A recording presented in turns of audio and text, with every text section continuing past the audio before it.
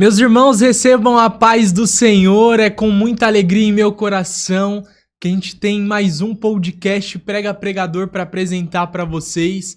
E é com muita imensa alegria que eu tenho em receber esse homem de Deus, meu professor de teologia, escritor dessas duas obras de artes, Detalhes da Oração e O Mundo Espiritual, e muita novidade tem vindo aí. Escritor, pregador da palavra, pastor de igreja, um homem de Deus. Recebam com aplausos o nosso irmão em Cristo, pastor Anderson Bertoldo. Você não sabe como eu tô feliz, meu amigo. Se apresente, fica à vontade, a casa é sua. Paz do Senhor, que Deus em Cristo abençoe a todos aí que vão ouvir, né? E estão vendo nesse momento nosso podcast aí com esse servo de Deus aí, Diácono Esdras. É Esdras Xavier, né? É. Eu não sabia o seu sobrenome, tá vendo? Mas é uma honra estarmos aqui, debaixo da bênção de Deus. Para mim é honroso todas as vezes que eu tenho a oportunidade de falar do amor de Jesus Cristo, que é a coisa mais boa. E tô feliz de estar aqui, né? Então vamos para cima. Amém, glória a Deus. Eu tô muito feliz do Senhor estar aqui, sua presença, porque para quem não sabe, o nome Prega Pregador veio através desse homem. A gente, numa aula de teologia, ele quando vai fazer a aplicação, ele fala, pega aí, pregador. Aí veio na minha mente, Prega Pregador, e surgiu o nome do nosso podcast. Então, se isso daqui tá acontecendo, você é canal indiretamente, e é uma honra te receber aqui, meu pastor. Eu fico feliz por isso aí, que a gente fica, às vezes, lançando algumas pérolas, né? Principalmente nas nossas aulas, a gente lança algumas pérolas. Você lança todas as pérolas. E como nós temos aí vários pregadores na aula, né? Então a gente sempre gosta de incentivar os pregadores a falar, ter os seus sermões aí, ter as suas exposições bíblicas, porque pro bom andamento da palavra de Deus sempre tem essas palavras-chave. E essa pega aí, pregador, essa foi boa. Agora é o Prega Pregador. Prega Pregador. Top, fechou. Pastor, eu te conheço muito bem, vou na sua casa, dou um prejuízo pro senhor lá de vez em quando. Sangue de Jesus, viu? Mas se apresenta pro pessoal te conhecer, quem é o Anderson Bertoldo, conta um pouquinho da sua história pro pessoal te conhecer e sinta-se à vontade, a casa é sua, meu amigo. Eu sempre costumo falar que falar da gente mesmo é meio que complicado, né? É meio que difícil e até estranho, porque é bom que as pessoas falam, mas sou filho de Dona Maria Vital. Dona Maria Vital, uma grande mulher de Deus, serva do Senhor Jesus. Minha mãe que nos criou. Minha mãe foi uma dirigente do ciclo de oração, muito raro hoje. Era aquelas irmãzinhas do coque, né? Por isso que eu sempre falo a oportunidade que eu tenho medo dessas irmãs do coque. Quando vem marchando a gente sente medo, porque minha mãe foi uma dessas mulheres, dirigente do ciclo de oração, serva do Senhor. Fomos criados debaixo de oração. Fomos criados no altar, na verdade, né? Glória a Deus. Temos essa... Hoje sou casado com minha digníssima e maravilhosa esposa, Josi Cleide. Que Deus abençoe minha esposa. Tenho 2 meninas, sou pai de meninas. É complicado, né, varão? Ser pai de menina é complicado. Mas, na verdade, aí Deus tem nos agraciado. Eu tenho 3, né? 2 e uma que apareceu aí, surgiu aí, depois do nosso relacionamento, eu com a minha esposa, e parece que não, mas eu sou até vovô já. Olha aí, ó. Aí, ó. De 2 piquitiucas. Glória a Deus. São bênçãos de Deus. Glória. E graças ao bom pai a gente cresceu na questão da palavra, né? Fomos sempre ensinados, eu venho de uma igreja tradicional de ensinamentos bíblicos. Então sempre fui dedicado o tempo inteiro, minha infância, a palavra, a Bíblia. Então fiz cursos teológicos, tenho formação teológica, formação de gestão e liderança, juiz, eclesiástico de paz, capelania, tem muita coisa. O certificado está tudo na gaveta lá, nem ligo para isso. E a gente vai se aprimorando sempre, sempre.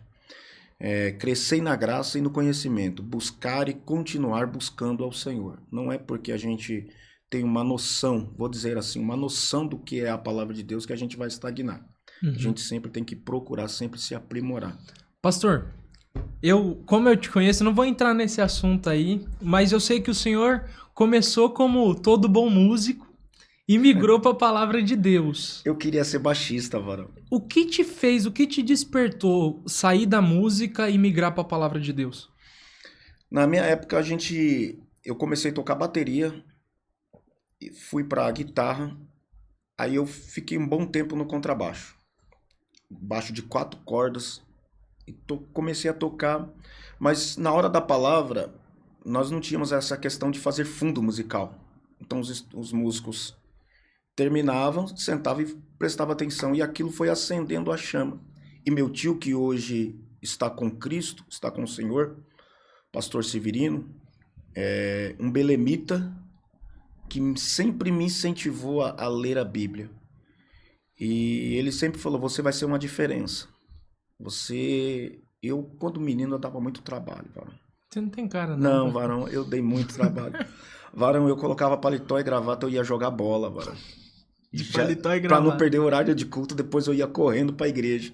Todo suado, minha mãe ficava pé da vida comigo, muito brava. Todo bom belemita faz isso. Não, varão. Aí eu comecei, os músicos, naquela influência dos meninos, vamos tocar, vamos fazer uma banda, vamos tocar pra igreja e tal. E saía pra tocar nos congressos das igrejas.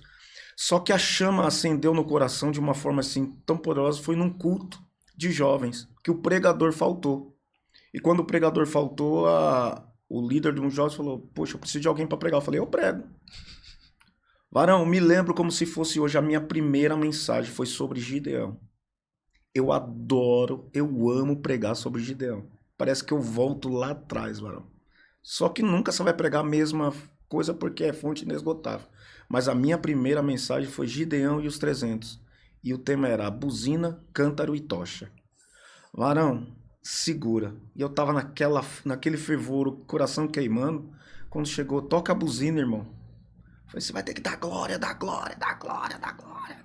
Aí o pessoal foi pegando, o fogo foi pegando. Aí dali eu gostei da coisa. Falei, sabe de uma coisa? Vou estudar. Aí eu fui fazendo cursos, fui fazendo seminário.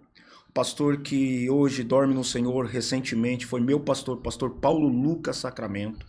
Eu tive exímios professores, pastor Joá Caetano. Eu comprei um livro e eu gostava muito de ouvir Gilmar Santos, que todo pregador da minha época, não é que eu sou velhinho não, mas da minha época sempre ouviu Gilmar Santos. Né? E quem nunca falou, deixa eu ver, quem nunca fez isso igual Gilmar Santos?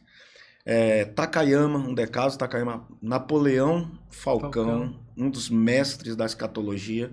Então eu fui ouvindo, na época eram aquelas fitinhas que só Cristo na causa, varão, que você colocava uns papelzinhos para fazer a regravação dos lados assim. Não é da minha você época, não vai lembrar não, varão. Não é da minha época não, não, varão, isso é na época de Noé, varão. Na época isso daqui, ó. Não, vocês não lembram não disso aí não, né? Ô, varão, eu tô me sentindo o tiozinho da fé. Vamos mais pra frente. Sua primeira mensagem, você foi um avivalista de cara. Sempre eu fui avivalista. Você se identificou com isso? Muito, varão. A igreja tinha que estralar, varão. Pra mim, a igreja tinha que explodir. Se não explodisse, não tava certo. Não tava bom. Eu vinha pra casa chateado, varão. Mas isso, a gente vai amadurecendo e vê que não é sempre que o Espírito ele quer agir dessa forma. Porque o Espírito ele age da forma que ele quer e da maneira que ele quer. A gente monta o esboço, a gente quer um avivamento, a gente propõe um avivamento na frente do espelho, mas o Espírito ele faz isso de uma maneira diferente. Quando não tinha esse avivamento, como é que o Senhor lidava com essa situação? Eu ficava frustrado, na verdade. Eu ficava frustrado porque são fases da vida do homem, principalmente quem quer se ingressar nessa área da palavra. São fases. E eu não entendia. E não tinha alguém para me ensinar. Então o que acontece? Você tinha que chegar no culto, você tinha que pregar aquela palavra, e a igreja tinha que explodir, estralar, o povo falar em língua, sapatear, rodopiar. Isso, para mim, na época, era evidência da manifestação do poder de Deus. Porque Deus estava agindo. No dia que eu pregava uma palavra, e os irmãos não tinham aquela manifestação, aquela euforia, eu vinha para casa frustrado. Até que eu fui amadurecendo sozinho. Por quê? Porque algum tempo atrás, a igreja não tinha essa metodologia de ensino.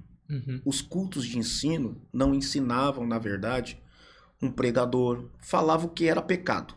Uhum. Culto de ensino era, não pode assistir televisão, não pode ir para o cinema, não pode usar bermuda. Era o culto do não pode. Era o culto do não pode. Então eu cheguei a ficar em disciplina umas 2, 3 vezes porque o pastor me pegou de bermuda. Terrível. Sério, varão. Terrível. Uma vez o pastor me colocou disciplina porque eu falei que eu não queria ser líder dos jovens. Então tudo era ferro e fogo. Então você não tinha ensinamento. Hoje, até para os pregadores que estão nos ouvindo, há um ensinamento. Existem tutores espirituais, existem cursos, existem vários fatores que ensinam essa fase. Por exemplo, você está ingressando hoje nesse ministério e é louvável que você aprenda a voar, como se diz no linguajar gospel aí, no meio dos pentecostais e pregadores, voar. Só que precisamos entender o quê? Que Deus é a mesma coisa de Elias. Quando Elias estava na caverna, o que acontece? Veio fogo, terremoto, barulho, veio Sim. tudo. E o texto fala que Deus não estava. De repente, numa voz tranquila, suave, mansa, Elias, o que fazes aí? E Deus estava ali. Porque não é o barulho que traz o avivamento, mas o avivamento que traz o barulho. É isso que as pessoas precisam entender. E às vezes a gente usava artifícios. Como artifícios? Levanta a mão e dá glória. Levanta a mão. Você não deu glória. Né? Induzia as pessoas a... Hoje, se você pregar a palavra por si só, ela faz o efeito. E hoje, eu não me considero mais um avivalista. De verdade. Eu amo demais quem prega com muita eloquência, que prega. Hoje, eu parto mais agora para a área do ensino, para uma palavra pastoral. Sim. Porque é a questão de Salomão. Salomão, ele viveu essas 3 fases. E vamos falar é até bem engraçado que Salomão ele diz assim, ó. Numa fase fala, quem acha uma coisa boa, quem acha uma esposa, uma mulher, acha uma coisa boa e alcançou a benevolência do Senhor. Depois ele diz, não tem coisa pior do que a morte de uma mulher. Porque são as fases da vida, não que ele estava dizendo que a mulher é coisa ruim, é que ele estava falando, eu pensava que o relacionamento era uma coisa, mas o tempo foi me ensinando. E a Bíblia é a mesma coisa, a Bíblia é o relacionamento com Deus. Sim. E quando você ora e ler a palavra, você vai tendo intimidade e maturidade para entender que se você pregou e não teve nenhuma euforia, mas Deus está trabalhando dentro da pessoa. No silêncio. No silêncio. E a pessoa te liga depois e diz, sabe aquela palavra que você pregou? Às vezes você nem lembra mais. Aquela palavra mudou a minha história. Deu fruto. Deixa eu te fazer uma pergunta. E que palavra você traria para minha geração, para nossa geração, para jovens que estão se levantando aí como pregadores, que vê como Elias viu, vê terremoto, vê fogo, vê chuva, vê tudo, mas Deus não está ali. Como ser sensível para entender o andamento do culto, ou o que Deus quer falar, ou a forma que Deus quer agir? Que dica você daria para nós jovens nesse aspecto? Como ser sensível a esse ponto? Varão, você vai fazer eu falar coisas aqui. Então esse daqui é pregador, Varão. Quebra, pode quebrar. O primeiro ponto, Varão, é parar de assistir YouTube. É o ponto-chave, Varão. Eu não vou pedir perdão nem desculpa aqui, porque é fato, é verdade isso. Pregadores que dormem até meio-dia, depois liga lá a mensagem de um pregador e depois chega no culto à noite, eu tenho uma agenda, chega lá, olha a igreja e fica escolhendo palavra, vou fazer igual tal fulano, vou fazer igual. Deus não está atrás de papagaio, Deus não quer eco, Deus quer voz. E o primeiro ponto é esse, parar de assistir YouTube. Pastor, então não é errado assim? Não, irmão, assistir é uma coisa. Agora, fazer cópia é outra coisa. Na época de Marco Feliciano, quando ele usava suspensório, Varão, o que era de pregador que tinha suspensório andando para cima e para baixo por aí? Até a oração do Marco Feliciano, coloca um querubim aqui, outro querubim ali, coloca um anjo na terra, 300 metros de distância. Então, isso não pode. Porque hoje eu identifico, quando um camarada vem pregar na igreja e ele começa a pregar, eu falo, isso aí está copiando.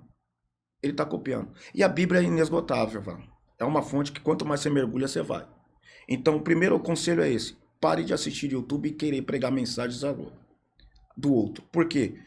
A mesma coisa que quando Davi foi guerrear com Golias, Saul fez o quê? Deu a armadura dele. Sim. E Davi disse, eu não consigo andar. Porque a armadura só servia para Saul. E a mensagem eu posso até te dar o esboço. Mas quem vai dar o direcionamento é o próprio Deus, o caminho. E Deus vai mudando, Deus vai fazendo, porque a igreja é dele, a casa é dele. Primeiro ponto. Segundo ponto, orar, Varão. Pregador que não ora, esquece. É um tagarela, é um falastrão. Pregador que não ora é um enchedor de linguiça. Segundo ponto, ler a Bíblia. E não só ler a Bíblia. Um bom pregador tem que ter o hábito de ler. De ler livros, bons livros, ler a Bíblia, tem que assistir jornal, tem que estar atualizado com o que está acontecendo no mundo, para não ficar falando besteira. Os 3 pontos principais é esse. Parar de assistir YouTube e ser cópia, orar e buscar a Deus, ter um período de oração, um devocional. Esdras, nós estamos escassos de pessoas Isso é verdade. que não fazem mais oração. As pessoas só sabem que é orar dentro da igreja. E você sabe quando você dá a oportunidade para alguém orar. E você sabe se aquela pessoa ora ou não. Porque a pessoa não consegue orar 5 minutos. E a oração é um hábito. E a leitura da palavra. Tem pessoas que hoje, por essa tecnologia que nós temos, graças a Deus, que por esse lado nos ajuda, que é tablet, que é celular. Se você procura dar uma Bíblia para uma pessoa e falar, abre a Bíblia em Sofonias, e Filemon, eles não vão saber, varão. Porque não tem o hábito de ler. Isso é terrível. Não tem o hábito de ler. Ah, mas então eu tenho um tablet. Então, irmão, lê o tablet, lê a Bíblia no aplicativo. Mas leia, leia. Quem lê, conhece mais e fala melhor. Top. E quando virou a chave do Senhor? Um avivalista, o Senhor tem um currículo impecável. O Senhor já fez parte dos Atletas de Cristo, já foi para Barcelona, já foi para diversos lugares aí levar a palavra de Deus. Deus já te usou muito nesses pontos. E virou a chave e vou me tornar um professor, um doutrinador, vou repassar aquilo que eu tenho. Quando virou essa chave? Um dia eu tava numa igreja e eu comecei, era tipo um culto, e vários pregadores começaram a ter oportunidade. E naquilo um queria ser mais do que o outro. Um estava falando e o outro procurava um texto obscuro para começar a destrinchar e para começar a mostrar que tinha conhecimento. E eu fiquei olhando aquilo, acho que foi nesse momento que minha chave virou. Por quê? Porque eu entendi que além de eles tentarem ser melhor um do que o outro, começou a falar um monte de besteira. Um monte de heresia, mano. Coisas totalmente fora. Então aí eu falei, não, eu vou estudar mais a fundo porque eu quero conhecer a realidade das escrituras. Então, até um conselho que eu trago também para os pregadores, faça curso teológico. Uhum. Eu sempre falo isso, você vê eu falando, que a teologia não mata a gente. Sim. A teologia dá vida. E ela ensina os conhecimentos e faz você entender muitas coisas da Bíblia. Provérbios diz que a sabedoria de Deus é ocultar as coisas, mas a inteligência do homem é desvendar a sabedoria. Então, quando Deus coloca algo, Ele quer que a gente desvenda aquilo. Porque o salmista Davi disse o quê? Senhor, desvenda os meus olhos, para que eu veja as maravilhas da sua lei. Se você só ler aquilo, você vai ter a noção do Espírito Santo, sim. Mas a Bíblia diz o quê? Que o Espírito Santo só faz lembrar aquilo que você leu. Como é que o Espírito Santo vai te lembrar de algo que você não leu? Sim. Aí vai acontecer o quê? Muitas fábulas, muitos oba-oba e muitos achismos. Então, nesse momento que eu vi muito debate, aqueles caras querendo um ser maior do que o outro, eu falei, não, eu vou me aprofundar. Aí dali eu fui mergulhando. E se você falar separou, não. Até hoje eu tô mergulhando. Isso é ótimo. O senhor é um exemplo para minha vida, o senhor sabe disso. O senhor falou que hoje a gente tem essa tecnologia que tanto nos ajuda, porém, em alguns pontos eu acredito que ela pode acabar nos prejudicando. Quando a gente nós vamos nos aprofundar, agora eu vou estudar a teologia em si. Qual o direcionamento que eu preciso seguir? Porque tem muito curso teológico hoje, tem muita informação. Informação demais, talvez eu vejo isso como um perigo. Sim.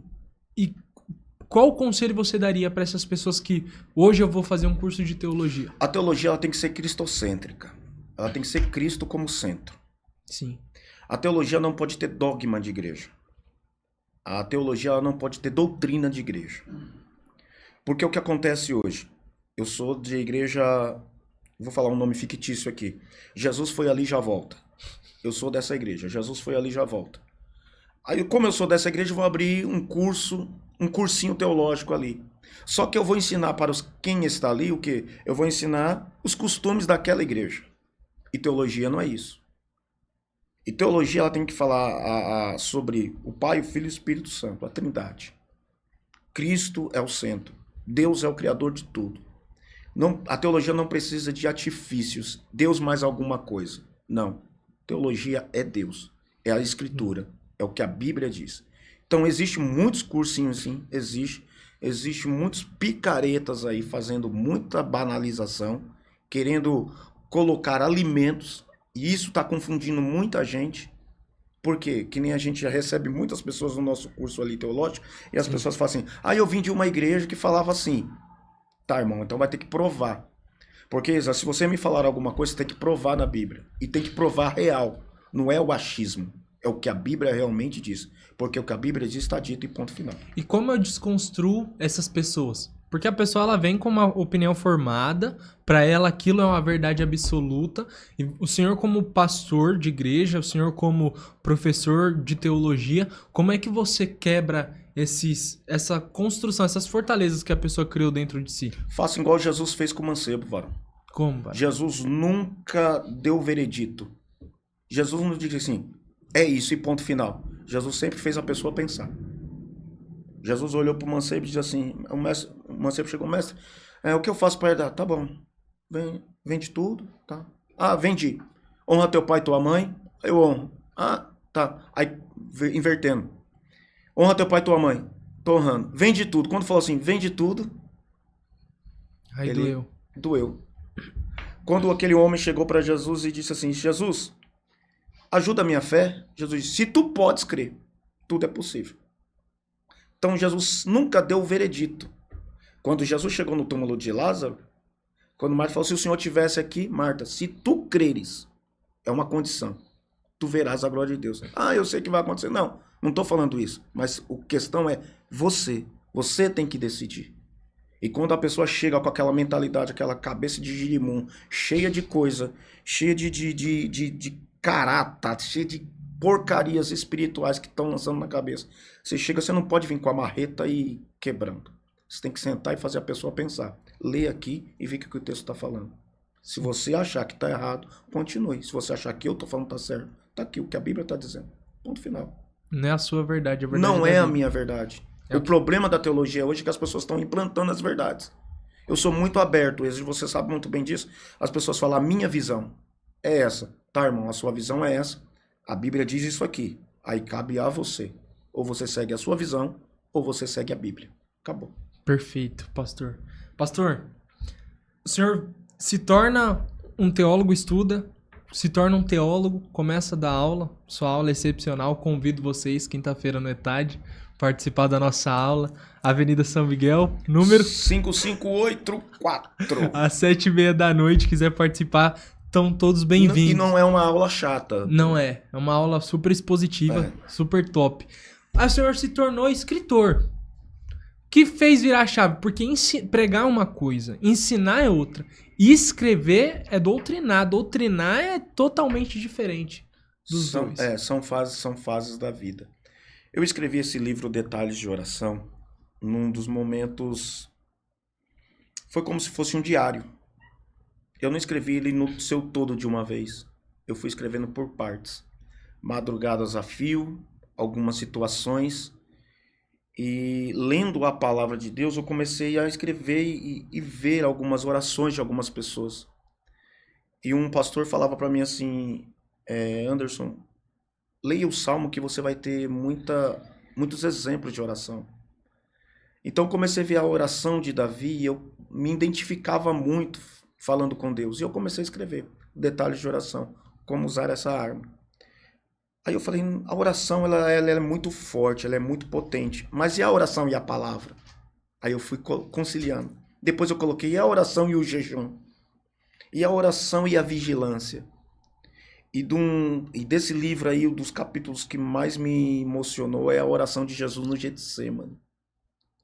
Que muitos pregam, e a gente já pregou bastante só sobre as gotas de suor, que transformou em gotas de sangue. Pregamos sobre a prensa de azeite, o Getsêmani. Só que a oração de Jesus ela é fenomenológica, como diz um amigo meu. ela é fenomenal. A oração que Jesus faz assim, essa parte muito me chama a atenção, que eu falo assim, Pai, não peço que os tire do mundo, mas que os livres do mal. Guarda-os nesse mundo, porque desse mundo eu não sou, também eles não são desse mundo, eles estão aqui de passagem. E essa oração de Jesus, se você ler na Bíblia, você vai ver que é uma oração angustiante, é uma oração muito profunda, e essa oração para mim é um dos melhores exemplos, e o próprio Jesus disse lá em Mateus, a oração dele que ele diz, Pai Nosso. Aí pega a visão aí, prega pregador aí, já o tema, né? Pai Nosso. Já é a maior mensagem do mundo. Que hoje a gente tem Deus como Senhor e não é errado. Nós temos Deus como justificador, não é errado. Mas nós esquecemos de uma coisa, Deus é nosso Pai. Quando a gente entender a paternidade de Deus, a gente vai ter uma ligação com Ele muito mais profunda. Porque Ele mesmo se identifica quando Ele diz assim, quem dentre vós, que tendo um filho, e esse filho lhe pede pão, lhe dará uma pedra. Ou lhe dará, pedindo peixe, lhe dará uma serpente. E vós, sendo humanos, pecadores, falhos, sabe dar coisas boas aos vossos filhos, imagine o vosso Pai que estás no céu. Pastor, Abraão, ele tem uma visão de Deus, ele olha para Deus e Deus se apresenta para Abraão e para os patriarcas como o Todo-Poderoso. Para Moisés, ele se apresenta como vai em nome do eu sou o que sou. Jesus, por diversas vezes, ele vai dizer eu sou o que sou. E Jesus, ele vai trazer essa expressão de pai. O Senhor acabou de relatar assim, se a gente começar a entender que Ele é o nosso Pai, a gente se relaciona melhor. Talvez, um questionamento que eu faço ao Senhor, talvez nós não estamos formando obreiros tão instáveis por entender que o Pai, Ele sempre vai passar a mão na cabeça? Porque pai que é pai não passa a mão na cabeça, varão. E Deus nunca vai querer crente Nutella, filhinho de papai. Certo. O pai que é pai nunca passa a mão na cabeça. Eu fico abismado porque tem pais e mães que hoje passa. Eu sou criado numa época que minha mãe falava assim, você vai pra igreja. Nós não tínhamos celular. O primeiro celular que eu tinha é aquele Ericsson. Aquele satanás. É um negócio... É da sua época. Sangue de Jesus, cara. Aquele Ericsson ali era sangue de fogo. Mas tudo bem. Então, hoje... E minha mãe fazia assim, ó. Você vai sentar no culto. Você vai prestar atenção no culto. E ponto final. Hoje, nós temos sala de criança. Tem cultinho pra criança. E outra. Aí, a criança chega na igreja, pra não chorar, toma celular. Ah, não sei o que, toma isso aqui. Ah, não. Ah, não sei o que. Filhos estão batendo na cara de pai. Não quero, fazendo birrinha, batendo perninha. E eu estou trazendo essa figura materialista, física, para o espiritual. E Deus jamais vai aceitar filhos deles assim. Qualquer coisinha faz biquinho. Aí eu volto pro mancebo. Jesus disse, vende tudo. Aí ele falou assim, ficou complicado. A Bíblia diz que ele vira as costas e vai embora. Jesus foi atrás dele? Não. Jesus olhou para os discípulos, olha como é difícil entender o que é o reino dos céus. Então hoje, muitos estão sendo criados com leitinho, pãozinho molhado no cafezinho com leite lá. E não é isso. Evangelho não é isso. Formação de obreiro não é isso. Então, como pai, aí você citou Abraão, você citou Moisés, Deus não se apresentou como pai para Moisés, porque a época era de guerra. Deus não se mostrou como pai para Abraão, porque a época era de expansão. Deus não se mostrou de pai para Jacó, porque era mudança de rotina, de atitude. Mas a palavra pai vem no Novo Testamento. Sim. Porque Deus se torna hoje nosso pai. E o pai já abrange tudo, como justificador, protetor. Ele diz, ai daquele que toca em você, porque está tocando em mim. O pai protege. O pai pode tomar um tapa na cara, mas vai bater na cara do filho. É tão profundo que a oração do Getsemane, a Bíblia vai relatar que Jesus ele começa a suar gotas de sangue e o pai manda um anjo lá. Lucas 22, 22. o verso 41, 42, a Bíblia vai falar que o anjo do Senhor foi e o confortava. O Pai, ele tem esse poder, né? De, no nosso momento de dor, de sofrimento, nos consolar e de nos confortar. Porque o verdadeiro pai, ele não diz assim, vai e faz, vamos fazer. É igual o líder. Então, o pai, ele sempre vai estar assim, ó, eu preciso... Esses dias eu fui fazer um lugar e dentro do metrô tinha uma senhora com um menino. Eu levantei e falei, senhora, senta com o menino aqui. Ela falou assim, não, não quero sentar. Eu quero ficar em pé com ele para ele aprender como já é a vida. Aquilo me deu um start, porque eu falei, poxa vida. E é isso que Deus faz conosco. Pedir, dar-vos-á, buscar, encontrareis e tal. Porque o vosso Pai sabe tudo o que é necessário antes de você pedir. Mas você tem que pedir. Então, o pai que é pai, ele faz, o filho vai passar, mas eu tô ali. Deixa eu só colocar uma ponte aqui. Sim, tá bom. A questão do cativeiro. O que Deus disse através de Jeremias? Vocês vão passar 70 anos, mas fique tranquilo. Vocês vão ficar cativos, mas eu vou estar com vocês. Como isso? Parece até cômico, ou contraste, ou contraditório. Deus permite para o cativeiro, mas está... Aí o salmista diz, ainda que eu ande pelo vale da sombra e da morte, tu estás comigo. Então, tipo assim, vai ser necessário muitas coisas. Porque o Davi disse, muitas são as aflições, mas o Senhor a livra de todas. Entendeu? Sim. Então, acontece o quê? Fui moço, agora sou velho, nunca vi o justo desamparado, nem a sua descendência mendigar o pão. Não pode ter de manhã, mas à tarde chega. Porque Deus sempre prova. E a aprovação de Deus não é para nos negligenciar, não é para nos abandonar e para dizer, eu tô bravinho com você. Não. Tá dizendo assim, ó, você vai passar. E quando você passar, eu vou estar pronto do outro lado para te receber. Meu pai fez isso comigo. Se você passar de ano. Eu fiquei um ano inteiro sem bicicleta. Meus amigos tudo de bicicleta. Os meninos tudo andando na rua de... Se você passar de ano, eu te dou uma bicicleta. Você tá entendendo? Então Sim. Deus é assim. Porque se tudo que eu pedir a Deus, Deus me der na hora, aí fica fácil, varão. Aí eu esqueço. Então por que você acha que... Você quer saber o crente quando tá na prova? Ele tá todo dia no culto. Se o pastor abrir um culto de madrugada, 5 horas, ele tá lá. É o primeiro a chegar. Ô, irmão, não, vem buscar. Não fala que tá na prova, mas fala, não, vim buscar, eu quero ser cheio. Aí a corda começa a afrouxar um pouco, desaparece. Por isso que Deus não dá muitas coisas para certos crentes. Porque é a mesma coisa, eu tô com um relógio aqui, não é Rolex, ainda não. Mas vai dar um Rolex para uma criança de 10 anos. Ele vai saber o valor do Rolex? Nenhum. E se eu te dar um Rolex? Eu vou saber. Você vai usar em qualquer lugar? Claro que não. Por quê? Porque é caro, tem valor. E você pode ser roubado? Com certeza. Agora, uma criança de 10 anos não sabe. Então, o que Deus está te preparando, eu até falei esses dias na igreja, não é que Deus já está preparando, já está preparado. O que Deus está preparando é você. Deixa eu só pontuar isso, eu quero tomar um gole de água aqui. A questão do dilúvio. Deus falou o que para Noé? Prega, vai lá, faz a arca, fala pro povo, anuncia que vai acontecer. Noé pregou quanto tempo? 120 anos aproximadamente. É porque a palavra não estava fazendo efeito? Não. É porque Deus estava preparando Noé para a arca. Isso é terrível. Isso é terrível. Isso é terrível. É isso. Fica à vontade pro senhor tomar a sua água, que eu tenho alguns recados aí para dar dos nossos apoiadores, o pessoal aí que vem ajudando o nosso trabalho, vem apoiando o nosso trabalho.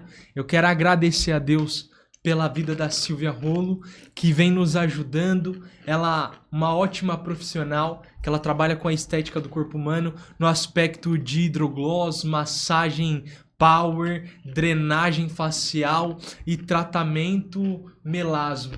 Uma ótima profissional, super recomendo e tô louco para ir conhecer o seu trabalho, Silvia Rolo. Então eu recomendo muito ela, o QR Code tá aqui na tela. Vão lá, entrem em contato, peçam um orçamento, vai lá fazer uma visita. E também tem a nossa super apoiadora que é a Cantinho Tá Cakes. Você que quer fazer uma festa top, precisa de bolo, doce personalizado, precisa de brigadeiro gourmet, kit festa, eu consumo e recomendo muito. Cantinho Tá Cakes. Tenho certeza que você vai adorar as delícias da Cantinho Tá Cakes. E tem o Estúdio Próspero. É um estúdio de beleza. Você vai trabalhar ali toda a parte ali com a sua esposa, desde uma manicure, uma pedicure para te atender. Tem maquiagem, tem progressiva, tem cuida do seu cabelo, cuida das suas unhas. Tenho certeza que você vai gostar também. O Estúdio Próspero. Vai estar aqui o QR Code de todos eles. Vai lá, entre em contato, faça um orçamento, vai ficar bonito, vai comer um doce e vai cuidar da sua saúde e do seu corpo. Amém? Glória a Deus. Louvado seja Deus. Pastor! Mano, eu pensei que isso aqui era eu vi o pessoal comendo, falei... Não é fake não, pastor. Não é fake, não é fake. Aqui é oficial aqui. Pastor, tô muito feliz aqui com a sua visita. Vamos lá. Quando o senhor escreveu primeiro detalhes da oração e o senhor pontuou algo aqui, eu quero só pincelar isso daqui, eu quero falar sobre o seu livro que eu gosto muito, Mundo Espiritual. O senhor falou assim, você conhece o obreiro, o irmão em Cristo, pelos 5 minutos que ele não consegue orar. Orar não é algo fácil, certo? Quem não tem hábito, orar não é algo fácil. Orar é árduo no início. O que precisa para despertar dentro de nós a oração? Prática, varão. Prática e vontade. Você nunca vai sentir vontade de orar. Como você nunca vai sentir vontade de dar glória. Você tem que dar glória para sentir. E orar também. Se você não se prontificar em orar, você nunca vai orar, varão. Você vai fazer reza. Vai fazer cochicho. E só vai saber, aí fica naquele momento, na hora do aperto. Ô Jesus me ajuda, Jesus me socorre, Jesus me ajuda. É só isso que você vai fazer. Ô Senhor, me dá o livramento, só isso. Oração, você cria uma intimidade. É a mesma coisa. Eu estou aqui com você, aonde a gente se vê, a gente conversa. Sim. Se eu não tiver intimidade com você, a gente fica 2 mudos, um do lado do outro. Sim. Então, às vezes, a pessoa pensa, falar com Deus é um bicho de 7 cabeças. Eu tenho que usar de formação de palavras, eu preciso usar de eloquência. Não. Orar é uma conversa. Eu tinha uma irmã, uma senhorinha de Itaim Paulista. Eu morava em Osasco, mas eu vinha pra cá só pra receber conselhos dessa senhora. Bem. E ela um dia falou assim, Anderson, chega na sua casa, eu jovem ainda, ela falou, chega na sua casa. E eu frequentava muito o Rancho dos Profetas, bem conhecido, né? Sim, Rancho dos Profetas, pastora Maria José, que hoje dorme no Senhor. E ela que me apresentou essa senhora. E ela falou, chega na sua casa, você coloca uma cadeira na sua frente e começa a conversar. Fala, Senhor, senta aí na cadeira e começa a falar. Joga tudo pra fora o que você tá sentindo. Irmão, eu começava a chorar, eu começava a orar. E daqui a pouco eu tava gritando, falando, como se eu estivesse conversando com alguém. Pensava que não tava de joelho. Isso foi criando o hábito. É certo que existem certas situações, por enfermidade, você não vai conseguir dobrar os joelhos. É certo que você vai estar no seu trabalho e às vezes a correria, você não vai conseguir dobrar os joelhos ali. Mas a oração, ela te conecta com Deus de uma tão forma que o seu espírito já está tão ligado, tão íntimo com Deus, que você está trabalhando no caixa, está fazendo embalagem, fazendo o que for no seu trabalho, digitando, sua mente está ligada com os céus. A oração faz isso. Quando a pessoa não ora, ela é desligada. Ela não tem ligação direta com o trono. Isso é maravilhoso. E a oração, ela tem um poder, né? A oração, ela nos conecta com um mundo que nós não conseguimos enxergar. A oração, ela nos conecta com um mundo espiritual. A sequência do livro. A sequência, ela é surreal. A oração, ela nos conecta com o mundo espiritual. O Senhor pontuou isso em uma aula. O Senhor falou assim, nós somos o único ser Sim. que habita em 2 espaços ao mesmo tempo. Existe uma linha simétrica, né? Uma linha simétrica entre o mundo físico e o mundo espiritual. E essa linha simétrica, eu sempre coloco o exemplo de um batimento daquele que está no hospital, daquele aparelho que fica as linhas assim, o batimento cardíaco. Sim. É assim, o mundo é dividido naquela linha vermelha e nós ultrapassamos tanto o espiritual como o físico. Nós somos o único ser. Alguns judeus ortodoxos, eles falam que Deus, quando foi fazer o homem, ele colocou as mãos na próprio barro para deixar a identidade de Deus no homem. Então, tipo assim, nós somos o único ser que vamos habitar, que habitamos aqui e vamos habitar no céu. Então, essa linha simétrica que divide, nós ultrapassamos ela. Então, quando Jacó, ele deita a cabeça no travesseiro ali, que é a pedra, Sim. ele tem ali aquela visão, um sonho, e acontece o quê? Ele vê uma escada da terra que some no céu. E ele diz assim, anjos subiam e anjos desciam. Já tá aí, pregador, uma coisa.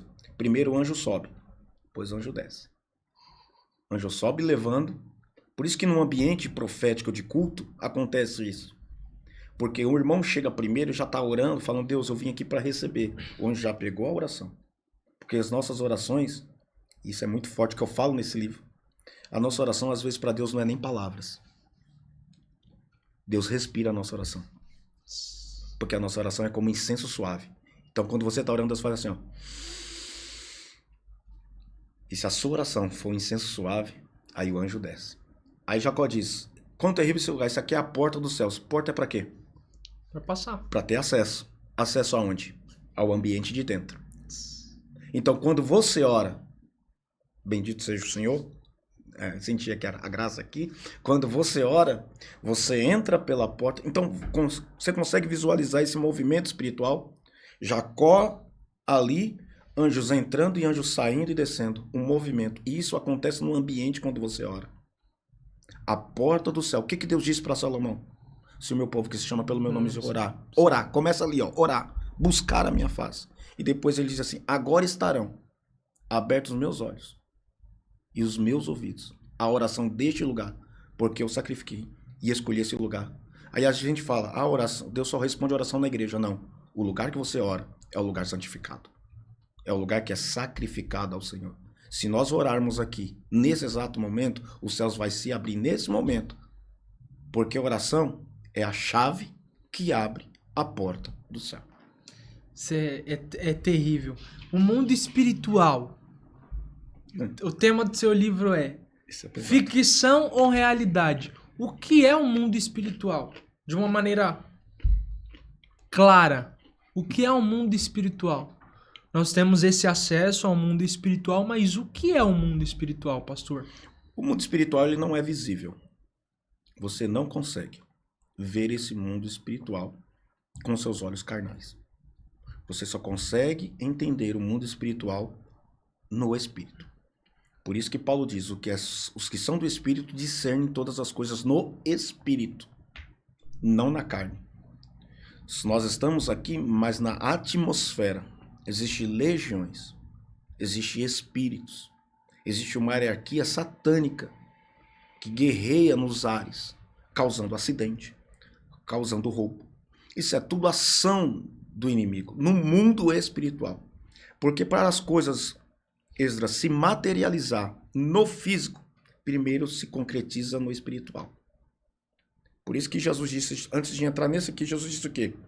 O que ligares na terra será ligado no céu. E Jesus disse assim, e tudo que pedires vos será feito. É uma sequência.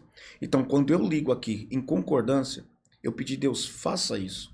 No céu se concretizou e na terra se materializou. E no mundo espiritual, também na área satânica, é isso.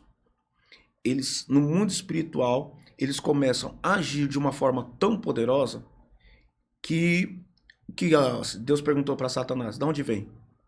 De rodear? A terra. Alguém viu Satanás rodeando a terra? Não. Mas ele estava. Então as ações de Satanás são assim, vão influenciando pessoas na mente, no coração, com espírito de vinganças, com espírito de ódio. E assim vai implantando. Você pode ver que do nada alguém vem, pegou o celular da pessoa, poxa, não poderia ir embora? Não, virou, matou, esfaqueou, baleou. O que é isso? Aquela pessoa ela está sendo manipulada e usada por Satanás no espiritual que possuiu ela no físico. Só que ela não entende isso, porque a Bíblia diz que o mundo jaz do maligno. Então o mundo espiritual ele é muito mais amplo do que a gente pensa. E aonde tem início essas aberturas, que nós damos aberturas. Algumas pessoas nesse tipo de caso. A pessoa dá uma abertura para Satanás para ser usada, para não só tomar o celular, mas matar. Aonde se dá início esses pontos, pastor? A pessoa, ela dá a brecha. Vamos começar pelo fato de ensinamento. O convívio da pessoa. Onde a pessoa está nesse momento, onde a pessoa vive nesse momento. Vive num ambiente hostil. A pessoa é de coração duro. A pessoa não recebe a palavra. Então, todo aquele que não recebe a palavra jaz do maligno. Então, o que Jesus disse lá? O homem que o demônio saiu, que o espírito saiu. Só que ele anda vagando de novo. E quando ele encontra o espaço, ele vem e traz com ele mais alguns. Aí uma pergunta que eu tenho nesse livro que diz assim, que alguém me fez quando eu estava escrevendo, eu até anotei, falei, vou pontuar isso aí. Crente pode cair endemoniado? Se tiver brecha, sim, com certeza. Boa, se tiver brecha. Aí eu falo, poxa, mas é crente cai, irmão. Crente pode ser possesso por demônios. Por quê? Porque são brechas.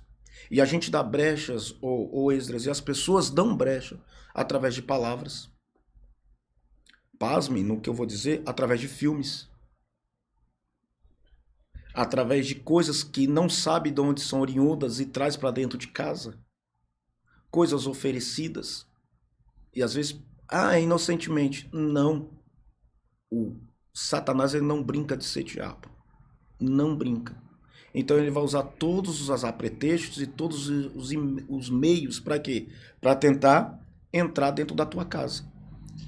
Mesmo se não tiver esse conhecimento, essa noção. Por isso que quando a pessoa que não tem conhecimento, Jesus disse que conhecereis a verdade. E a verdade vos libertará. Depois que a pessoa conhece a verdade, por isso que quando a pessoa que não é crente, ela vai na igreja, cai possessa, o espírito é repreendido, Satanás é expulso, aquela pessoa já é liberta. Então cabe a quem está como tutor espiritual daquela pessoa dizer, vigia, não volte, não faça, porque se você for, vai piorar.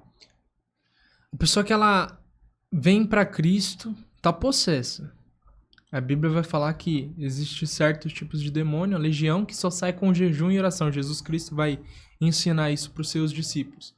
A pessoa, ela veio, ela acabou ali manifestando na igreja, ela manifestou, saiu, expulsaram, ela aceitou Jesus Cristo ali no dia, foi tocada pelo Espírito e aceitou Jesus. Aquela pessoa foi totalmente liberta naquele momento daquela legião? Aí é um trabalho que se faz chamado, que alguns entendem isso errado, chamado batalha espiritual. Alguns entendem isso errado. E isso é uma sequência que você tem que fazer um tratamento com a pessoa. É uma enfermidade, vamos pôr enfermidade. A pessoa, ela vem, ela tem que ser tratada.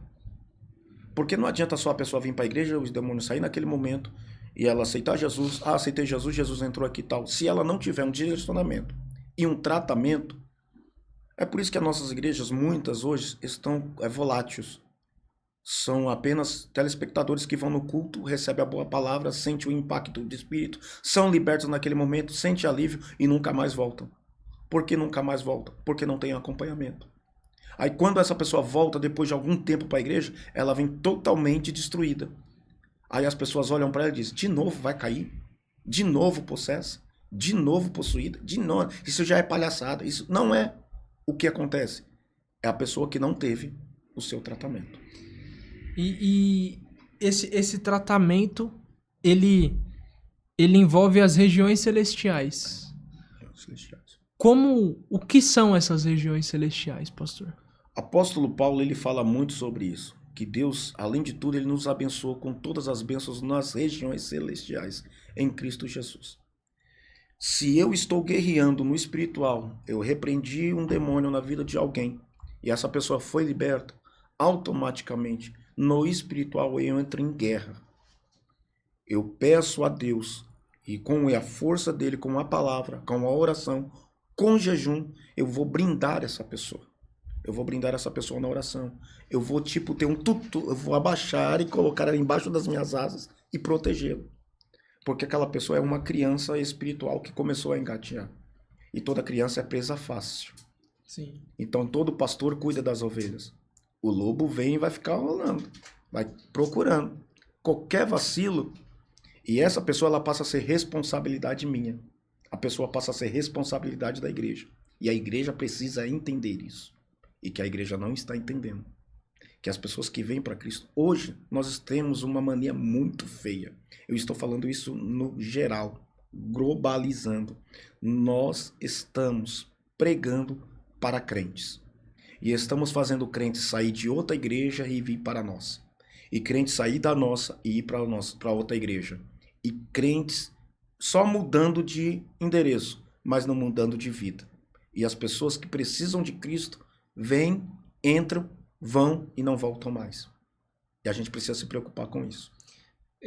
Quando eu começo a cuidar de uma pessoa, eu tô entrando literalmente numa guerra espiritual. Sim, porque você está cuidando de uma pessoa que você está resgatando.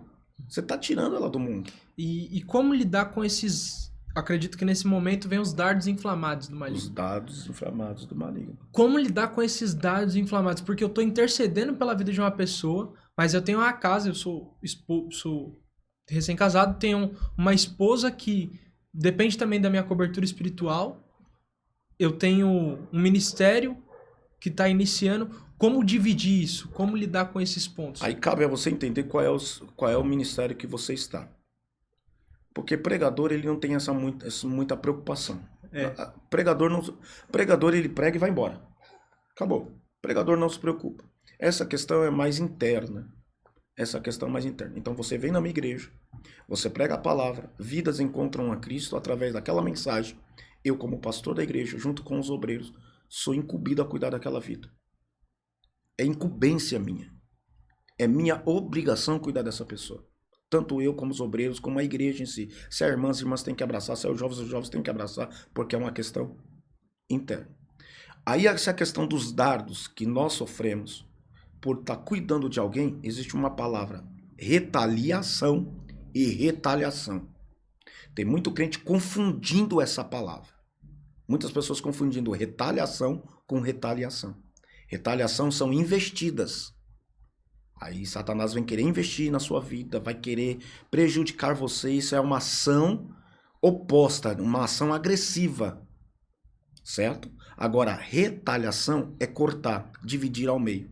E tem muito crente que está falando, estou sofrendo retaliação. Não pode falar isso. Por que eu não posso falar isso? Porque se eu estou sofrendo retaliação, eu estou sendo cortado. E quem vive em mim? Cristo. Então, como o apóstolo Paulo, já não vivo eu, mas Cristo vive em mim. E quando eu digo estou sendo retalhado, eu estou sendo cortado. Então, na verdade, não é eu que estou sendo cortado. É Cristo. Então, a retaliação é a agressão, é forte. Alguém que está querendo... Então, quando eu começo a cuidar de alguém, eu sofro retaliação, não retaliação. Que é os dardos inflamados do maligno. Que numa guerra medieval, os venenos são na ponta dos dardos. Que ao atingir o oponente, a corrente sanguínea é contaminada por venenos. Não morre na hora, vai morrendo aos poucos. Isso para deixar o exército oposto, o inimigo, com déficit, com menor soldados. E é isso que Satanás não quer matar você. Isso é terrível. O Salmos 46 vai falar que ele quebra o arco e ele corta a lança. É nesse momento que quem tá na posição, quem tem uma vida de altar, tem uma vida de oração, ele não sofre dessas investidas. Ele não sofre com esses dardos. Porque se eu tenho uma vida de altar, eu vivo o que o Salmos 46 ele nos prega através daquele cântico. Ele quebra o arco, ele corta a lança e queima os carros no fogo. Deus, ele se responsabiliza. E João, o apóstolo, ele diz em uma das suas cartas, diz, filhinhos, vós sois de Deus, e quem é de Deus o diabo não toca. Acabou, varão. Se eu sou de Deus, o diabo não me toca. Só que eu preciso entender, eu tenho que estar na posição. Mas aí, eu acredito que entra muito no mundo espiritual, trazendo para Elias. Elias era de Deus, mas ele vai oscilar. 1 Reis 19, a Bíblia fala que Elias ele pede a sua própria morte. Ali dá para ver, de uma forma interpretativa, que Elias era algo muito espiritual que estava acontecendo com Elias. Elias sofreu uma investida de Jezabel, foi usada ali para ser investida de Satanás ali na vida dele e ele pede a sua própria morte. Nenhum crente é super-herói. Nenhum crente vai ser crentão todo dia. Nenhum crente. Irmão, você não vai ser crente assistindo o jogo do Corinthians. Eu vou ser crente assim. Não, irmão. Não.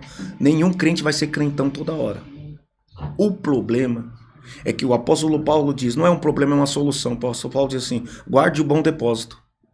Aí vem a questão da oração de novo. Porque quando eu oro, Esdras, acontece o quê? Eu estou depositando. Então, no momento das investidas, quando eu tomo um lockout, eu vou ficar meio bambo, acontece o quê? Opa, eu tenho um depósito. Aquilo vai me revestindo. Aquilo vai me dando condições para eu conseguir vencer aquela batalha. Então ninguém é super-homem, ninguém é super. Todo mundo tem os seus momentos. A Bíblia diz que os dias maus vêm para todos e vêm quando você menos espera. Elias era um cara depressivo. Literalmente, ele tinha uma síndrome de depressão. Elias, ele queria morrer toda hora. Então a maioria dos profetas, Jeremias olha para Deus e diz, poxa vida, hein? O Senhor me enganou. Então, tipo assim, as situações de todos os profetas, de todos os patriarcas, nunca foram lá em cima. Moisés, Deus fala com a rocha, Moisés. Moisés vai e bate na rocha. Moisés quebra as tábuas da lei diante do altar ali, que tinha um bezerro de ouro atrás. Então, tipo assim, as pessoas, ninguém vai ser super-herói. Não é porque você é crente, irmão, que você não vai ficar nervoso. Você vai ter o seu momento de nervoso, vai ficar irritado, vai querer brigar, vai querer xingar. Isso é normal do ser humano porque nós somos matéria. Só que você tem que entender uma coisa, eu tenho um depósito. O senhor falou sobre o dia mau. A Bíblia vai citar em Efésios para a gente se preparar para esse dia mau. Sim. Efésios capítulo 6. E muito se fala, muito se lê sobre Efésios, mas eu queria que o senhor discorresse de uma maneira bem assertiva. Efésios capítulo 6. O que são essas armaduras? Para que servem essas armaduras? Em qual momento eu uso cada peça da armadura? Armadura. Isso é muito bom. Isso é culto de ensino, varão. Daqui tá sendo um culto de ensino. É culto, né? De ensino, Efésios. Daqui é para quem gosta de Bíblia. Pregador é para quem gosta de Bíblia. Se você não gosta de Bíblia, aí tem outros podcasts aí muito bons que a gente recomenda, a gente gosta, a gente assiste também. Mas hoje o episódio é pra quem gosta de Bíblia. Aqui é Bíblia, mano. Bíblia, se você quer Bíblia, você vai ter Bíblia, né? Onde tá aí Efésios mesmo, varão? Acho que é no Antigo Testamento. Sangue de Jesus tem poder. É brincadeira, pastor Fernando. Não. Pastor me mata, varão. Se falar um negócio desse aí. Ok. Efésios capítulo 6. Capítulo 6. Verso 10. Na NVI diz assim, ó. Sejam fortalecidos no Senhor e na força do seu... Vista de toda a armadura de Deus, para que possa estar firmes contra as ciladas do diabo. Aqui, Efésios já começa com uma figura de linguagem da armadura romana. Certo. Já começa falando. Proteger o quê? A armadura de Deus, você protege todo o seu corpo. Você está protegendo a primeira parte, o coração. A primeira coisa da armadura de Deus é proteger o coração. Tem pessoas que têm uma facilidade muito grande de se doer com qualquer palavra. Aí já começa, se brinda. Tudo que se tem que guardar, guarda no coração. O salmista Davi diz, guardei a tua palavra no meu coração para não pecar. Quando a palavra está guardada, eu estou blindado. Aqui está falando de se blindar. Primeiro, a armadura de Deus. Para que possa ficar firme contra as astutas. A nossa luta não é contra a carne nem contra o sangue. Isso é muito bom de falar. Porque às vezes a gente acha que o inimigo é o nosso irmão. Da igreja, nosso vizinho, aquele que não fala com a gente. Deus vai lá, o inimigo, esses crentes vingativos, sabe? Uhum. Vai lá, pega quem falou da minha vida, sabe? São os crentes vingativos. Uhum. Desculpa aí, irmã, que canta esse louvor aí, tá bom? Mas é verdade. Aí vem. Vestiu de toda a armadura de Deus para que resistir o dia mau e permanecerem inabaláveis depois de terem feito tudo. Assim permaneçais firme, cingindo o vosso lombo com a verdade e vestindo a couraça da justiça. Isso era um cinto que era colocado, que se falava de segurança. Crente precisa ter segurança em Deus. Tem muito pregador, como é pregador, nós vamos falar mais, vamos para bater no pregador. Tem muito pregador calça frouxa, canga frouxa, que não tem nada segurado aí, qualquer coisa cai. Então já está falando aqui, se revista e tenha o seu cinto da verdade. Pregador com mentira, falando que Deus falou, que não falou. Já está aí, varão. Eu tenho que ter o cinto da verdade, a couraça da justiça. Eu tenho que ser justo. Justo. Não querer fazer propina, não querer arrumar jeitinho, pagar e fazer esquema. É para pregador, então vamos lá. Calma aí, deixa eu abrir uma adenda aqui. Você falou que muito pregador vem com a mentira. Aí é o ponto da profecia. Vamos trazer para esse lado? Sim. Aonde está a igreja do Senhor? Aonde está Armando Koch? Aonde está o pastor com o dom que Paulo vai dizer? Discernimento do Espírito. Porque se é profecia, é do Espírito. E se é mentira, o Espírito, ele nos mostra. Ele não testifica aqui dentro. Aonde está a igreja nesse momento que aceita muita profecia mentirosa? Escondido, varão. Tão escondido porque profeta tem. As irmãs do Koch ainda existem. Os profetas, dom de discernimento. O povo não quer mais, mas ainda existem os remanescentes. Então, quando o camarada vem para pregar, e em alguns lugares que eu vou, isso é bem estranho, porque as pessoas sabem que eu gosto da Bíblia e que eu sou muito crítico quanto a isso. Irmãos, eu vou deixar algo bem claro aqui, bom em alto tom. Eu não sou crítico pentecostal, que tudo tá errado, que o cara falou errado. Não. Se o cara vem com a unção de Deus, porque nem todo mundo teve a oportunidade de estudar. Sim. Mas tem a unção de Deus. E o camarada vem falando de Jesus Genésio, trocando nomes, mas com uma unção de Deus, eu levanto, dou glória, aleluia, e rodopeio, porque eu recebo quando é de Deus. Agora, eu vou em alguns lugares, as pessoas sabem que eu sou teólogo, que eu gosto da Bíblia, eles ficam não pregando pro povo, eles pregam para mim, querendo se amostrar, e acaba falando besteira. E eu, para mim não perder a banca, eu me levanto e eu saio. Uma porque eu tenho meu pastor Fernando, te amo, sabe disso, pastor Amanda. Eles são os meus líderes na congregação. Então eles têm esse discernimento. Então eles sabem, eu vou agir agora ou não vou agir. Como muitas vezes o pastor Fernando já agiu em outras situações que o pregador pregou, depois ele veio e consertou com luva de pelica. Eu já não tenho essa luva de pelica, minha luva já é de boxe. Então eu prefiro levantar e sair. Então, pregador com mentira, com profecias falsas, só porque a irmã está chorando, Deus está vendo a sua dor, Deus está vendo. Irmão, para. Estamos vivendo uma época de muita chave, de muito carro, de muita prosperidade. Deus é bom, Ele pode te dar riqueza. Deus pode hoje sair daqui do estúdio, Deus fala assim, não, vou descer uma graça em você, você vai ficar rico agora. E eu recebo. Recebe, varão. Fica rico, vai para Dubai. Acabou, foi Deus que te deu. Tá lagado lá, não quero lá não. Tá lagado? Tá. Então acontece o quê? Mas só que isso não é prioridade de Deus. A prioridade de Deus é isso aqui, ó. O cinto da verdade e a couraça da justiça. Porque se você pegar muitas vezes, algumas pessoas não são justas. Não são justas em que sentido? Se chega o irmão que tem Deus na vida, cheio da unção de Deus, só que a vestimenta dele não condiz com os meus olhos, ele não tem oportunidade. Agora, se alguém chega bem arrumado, bonito, com o anel do dedo como esse aqui, e todo parafatoso, que foi enfeitado que nem um pavão, esse cara tem. Aí eu vou chegar e ficar, meus amados irmãos, pelo beneplácito da poderosa e apoteose, e falar opa, esse cara prega demais. Agora o irmãozinho que vem lá, não sei da onde, simples. Aí eu não sou justo com ele. E não sou justo com Deus. E para terminar, tem aqui a espada, aí tem um escudo da fé, que é para defender dos dardos inflamados. Um filme que eu indico bom, mesmo aos irmãos, é O Peregrino. O Peregrino. Tem um livro e tem um filme. Esse filme é top mesmo.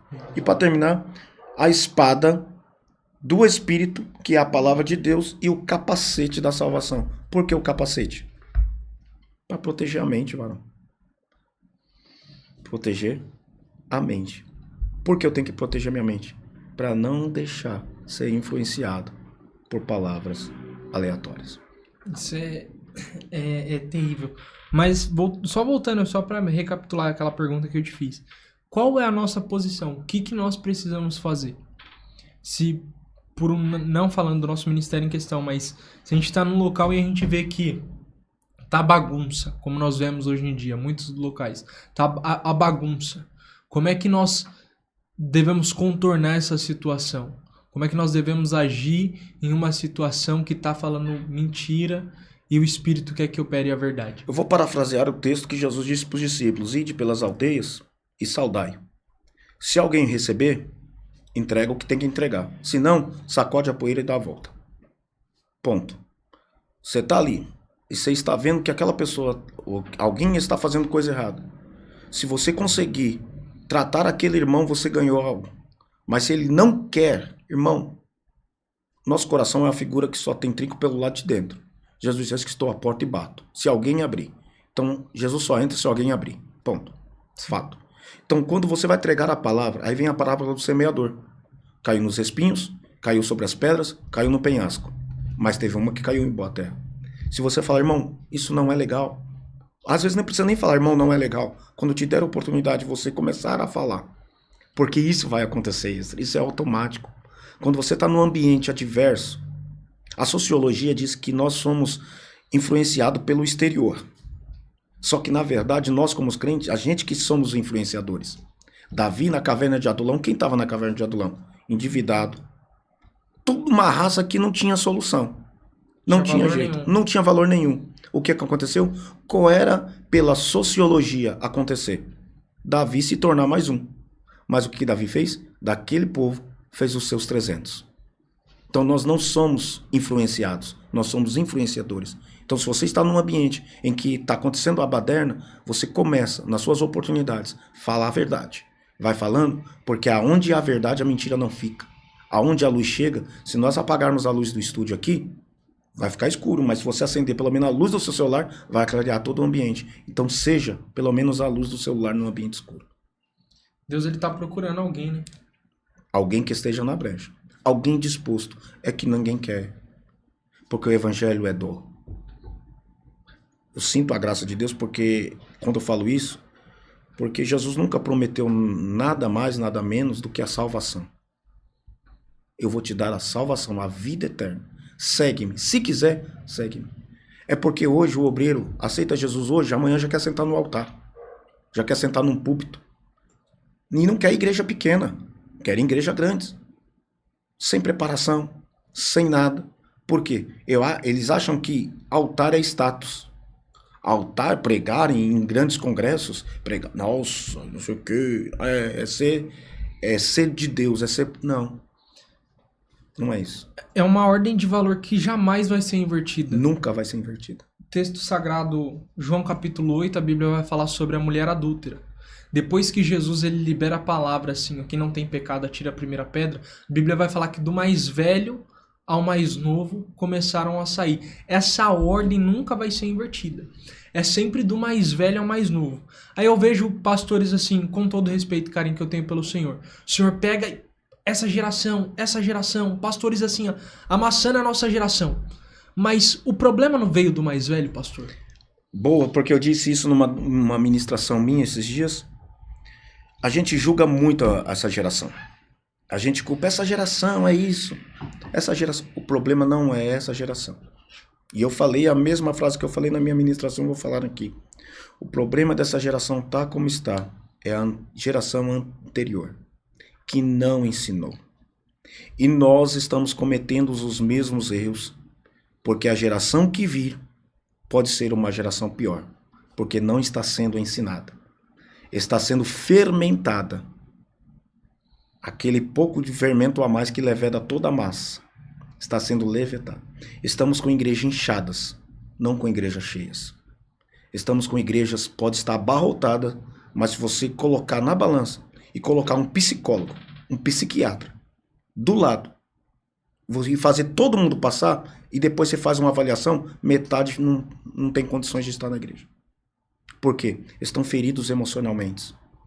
estão perdidos espiritualmente. Estão sem rumo. Por quê? Porque hoje só vão para a igreja com um outdoor escrito Culto da Vitória. Vão para a igreja hoje aqui, na igreja Charabacanta, que é hoje o culto da unção. Depois vai na outra, que é o culto da vitória. Depois vai na outra, que é a vassoura santa, que é o óleo ungido. E as pessoas vão. E hoje pastores estão fazendo campanhas em cima de campanhas. Por quê? Porque se acabar a campanha, acaba o povo. Se terminar a campanha, então o camarada ele não trabalha para Deus, ele está trabalhando para si mesmo, preocupado. A queda da muralha. Muro de Jericó. 7 mergulhos no Jordão. 7 passos da vitória. O óleo santo. 7 portais. 7 portais. E vai colocando campanha em cima de campanha para ter aquele vínculo. E outra, pregador atrás de pregador. Hoje prega um pregador, amanhã prega outro pregador, e o próprio pastor, e o próprio irmão, o próprio obreiro não prega. E vai pregando, e vai pregando. Aí sabe o que acontece? As ovelhas vão perdendo a voz do seu pastor. Porque Jesus disse o quê? Eu sou bom pastor. As minhas ovelhas me seguem por quê? Porque ouvem a minha voz. Então, pastor que não prega na sua igreja, ele não é um pastor, ele é um pastel. Ele é um mercenário. É um arrancador de lã. Porque aí fica colocando, pega um pregador hoje, um itinerante amanhã, outro itinerante, e as ovelhas não conhecem. Aí quando o pastor fala assim, ó, vai ter reunião, ninguém vem. Por que não vem? Porque ninguém conheceu a voz do seu pastor. Isso é terrível. Isso é terrível. Eu entro exatamente nesse ponto. Eu crio uma linha de pensamento que é a seguinte. Os pastores, com todo respeito e carinho aos pastores, mas os pastores, eles deixaram um pouco de lado o ir de ir pregai a toda criatura e focaram muito em campanhas e estética de dentro, arrumar dentro, fazer campanha dentro e o fora. Eu espero que o seu Instagram não seja excluído. Não porque, vai ser, mas... porque você é um jovem, mas eu posso falar nessa patente porque eu sou pastor também, eu tenho essa hierarquia e autoridade para falar. O problema é isso. É que pastores hoje tem uma onda agora que tudo é processo. Nós temos mais medo de processo do que da palavra de Deus. Ponto. Ah, eu não posso falar isso que vai dar processo. Não, irmão, o que a Bíblia diz está dito e ponto final. Se vai processar, processo, acabou. Vamos fazer o quê? Se Deus está na causa, Deus está na causa e acabou. Mas só que hoje existe não posso falar a verdade. Eu sou de uma época, aí vocês vão falar assim, de novo, né? Aquela saudosismo. Não é saudosismo. É que eu sou da época que não precisava de campanha, varão. Culto de oração, as igrejas eram abarrotadas, porque o povo sabia a necessidade de orar. Culto de ensinamento, que era com porta fechada, a membresia estava toda. E olha que era só pancada no lombo, era o do não pode, estavam ali. Eu sou dessa época, dessa geração. E hoje eu muito me martirizo, minha esposa até briga às vezes comigo, porque ela fala, filha, as coisas mudaram. E você tem que tentar mudar isso também na sua cabeça, e eu não consigo, porque eu sou muito de horário. De chegar no culto cedo. Eu gosto de chegar no horário do culto. Então, tipo assim, eu tô tentando me municiar e me preparar psicologicamente para essas questões. Que não chegar cedo no culto. Eu sou da época que se cantar no jovem, se você não tiver na oração, você não canta na hora do louvor. Agora, é uma cambada de tagarela que fica no culto, que não ora, que não consagra. Aí fica lá cantando, enchendo linguiça. Não acontece nada. Aí é onde eu falo, Esdras, quando alguém pega um microfone que tem uma vida de oração, não precisa falar muito. O Senhor é meu pastor. Deus fala assim, opa, alguém tá me chamando. Eu vou descer na casa. Aí tem cara que soa a camisa, e fala que o irmão tá errado, que o irmão não tá dando glória porque tá em pecado, e fala tanta coisa, e faz. E pastor fica ali, aí chama um pregador hoje, chama um pregador amanhã, fica 6 meses sem pregar na igreja. Daqui a pouco, cadê a voz do pastor? E a igreja vai crescendo o quê? O povo vai crescendo o quê? Inchado. Aí hoje é a campanha da vassoura santa. Vai lá na outra igreja, lá do Poço de Jacó. Entendeu? Então é isso que acontece. Fique em paz. Tá certo? Tá certo aqui? Pode continuar batendo aqui? Pode começar a bater aqui, eu bato mesmo, varão. Entendeu? Então o problema é isso aí, é dos pastores. Pastores precisam se policiar. Deus não dá pastores para a igreja, Deus dá igreja para pastores. Essa é boa. Entendeu? E principalmente o nosso ministério hoje, ministério maravilhoso, ele sempre somos trocados. Sim. Então, o pastor, quando assume a congregação, ele tem uma responsabilidade de cuidar daquele rebanho. Isso é maravilhoso, pastor. Pastor, só para abordar um tema que eu achei muito interessante no seu livro, que são as bênçãos espirituais. O que são as bênçãos espirituais? A primeira bênção espiritual é a salvação. E dela que vem a sequência. As bênçãos espirituais é aquela que diz lá em Apocalipse: eu limparei de vossos olhos todas as lágrimas. As bênçãos espirituais elas acabam acarretando o físico, mas não é no físico literalmente. As bênçãos espirituais, elas estão no espírito. O salmista Davi diz: por que te abates, ó minha alma, e te perturbas dentro de mim o meu espírito? Espera em Deus, porque ainda o louvarei. Então essa é a bênção. Quando eu espero, eu alcanço. O salmista Davi disse, Salmo 40, que muitos pregam Salmo 40, né? Questão de esperar. Esperar com paciência. Mas na verdade, se você for ler o texto, o Salmo 40 diz: esperei. Com paciência. Está no passado. Não é no presente, está no passado. Diz assim: esperei. E enquanto eu esperava, ele se inclinou para mim, ele ouviu o meu clamor, ele me tirou do charco, o rio de lodo, e colocou os meus pés na rocha, e colocou um cântico novo na minha boca. Aí um esboço para você pregar. Não consigo pregar os seus esboços, é muito profundo. A questão é, as bênçãos espirituais se remetem primeiro ao nosso espírito. Ao nosso espírito. Nós somos divididos em espírito, alma e corpo. Você é dicótomo ou tricótomo? Eu sou quadro. A questão é, pastor. Pastor Marcos, olha aqui, ó, pastor Marcos. A questão é a seguinte, pastor. Nós focamos nas bênçãos espirituais, queremos ver as bênçãos espirituais apenas no corpo. Apenas no corpo. E esquecemos esse princípio fundamental, que as bênçãos espirituais se remetem primeiro à salvação. O que a gente precisa fazer, o que eu, como jovem, preciso fazer para mudar esse pensamento quando eu for pregar nas pessoas? É só você ler o que está escrito na Bíblia. Buscai primeiro o reino de Deus e a sua justiça, e as demais coisas vos serão acrescentadas. Então, tipo assim, quando eu busco o reino de Deus, tudo é consequência. Quando eu tenho a priori de alguma coisa do reino, o que vem para mim é apenas consequência daquilo que eu estou buscando. E eu preciso, e você precisa entender, principalmente nessa fase, você precisa entender o que é prioridade espiritual. Hoje, se você perguntar para os jovens da igreja, o que você quer ser? Quero ser advogado, quero ser prefeito, quero ser juiz, quero ser isso, quero ser aquilo, quero ter dinheiro.